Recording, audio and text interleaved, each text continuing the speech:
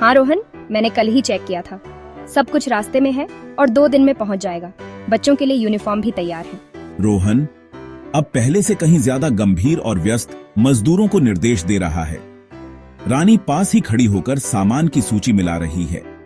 दोनों के बीच अब एक सहज और सम्मानजनक रिश्ता बन गया है। बदलाव आता है रोहन।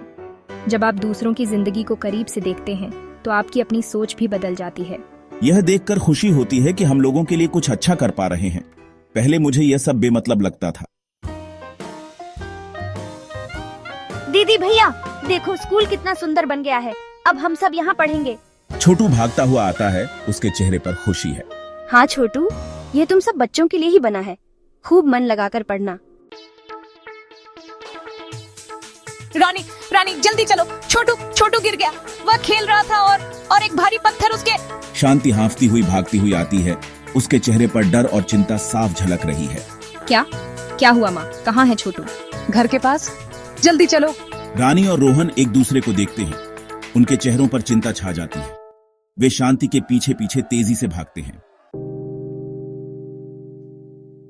दबी आवाज में, क्या हुआ रानी बिटिया? छोटू कैसा है? बस्ती में रानी का घर।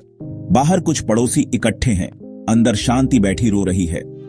रानी घर के अंदर से सुन्न कदमों से बाहर निकलती है। रोहन उसके पीछे आता है। उसका चेहरा भी उदासी से भरा है। रानी की आंखों में आंसू सूख चुके हैं, लेकिन उनमें एक गहरा खालीपन है। कोई जवाब नहीं देती, बस अपनी माँ के पास जाकर बैठ जाती है और उसे कसकर पकड़ लेती है। शांति और जोर से रोने लगती है। वह नहीं रहा। पत्थर बहुत भारी था और चोट बहुत गहरी थी।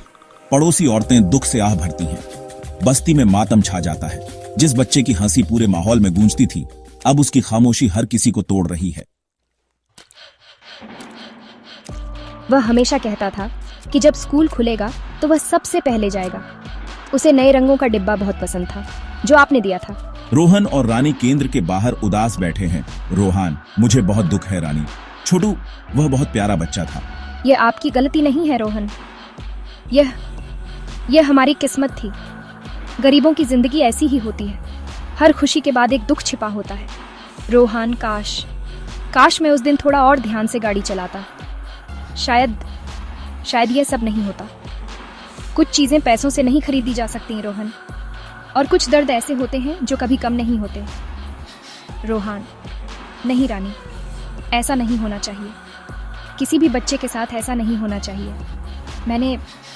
मैंने कभी इस तरह से नहीं सोचा था। मुझे लगता था कि पैसा सब कुछ खरीद सकता है, सब कुछ ठीक कर सकता है, लेकिन स्कूल भवन अधूरा सा लग रहा है, जैसे किसी खुशी का इंतजार कर रहा हो जो कभी नहीं आएगी। मुझे माँ के पास जाना चाहिए। रानी उठकर धीरे धीरे घर की तरफ चली जाती है। रोहन वहीं अकेला बैठा रहता है। उसके मन में एक गहरा दुख और पछतावा है। बस्ती में बने अधूरे स्कूल की तरफ देखता है, जो अब एक टूटे हुए सपने की तरह लग रहा है। रोहन बेटा, क्या कर रहे हो? रोहन, पापा, छोटू, मुझे पता है बेटा, ये बहुत दुखद घटना थी। रोहन अपने कमरे में अकेला बैठा है। कमरे में वही आलीशान सामान है, लेकिन आज सब कुछ बेजान और फीका लग रहा है। वह एक छोटी सी रंगीन किताब पकड़े हुए है, वही जो छोटू को स्कूल खुलने पर मिलने वाली थी। उसकी आंखों में आंसू हैं। उसके पिता मिस्टर वर्मा कमरे में धीरे से प्रवेश करते हैं।